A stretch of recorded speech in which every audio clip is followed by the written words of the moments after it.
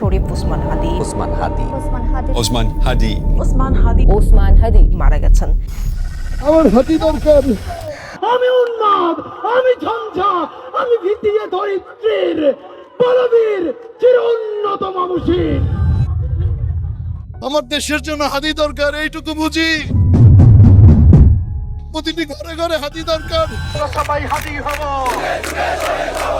আমরা সবাই হাতি হব। আমি ধরেন 5 বছর বাঁচলাম, সেটার মধ্য দিয়ে যদি আগামী 50 বছরের ইম্প্যাক্ট তৈরি হয়, তুমি কে, আমি কে? তুমি কে, আমি কে? তুমি কে, আমি কে?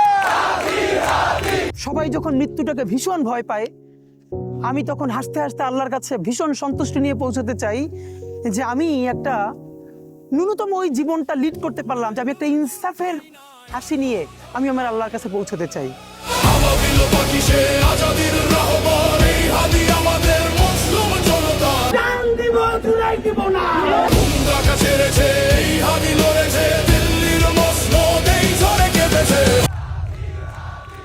আমরা কি এখানে কান্নার জন্য এসেছি?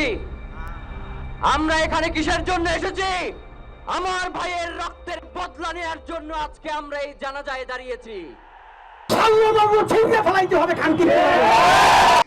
তুমি কে, আমি কে?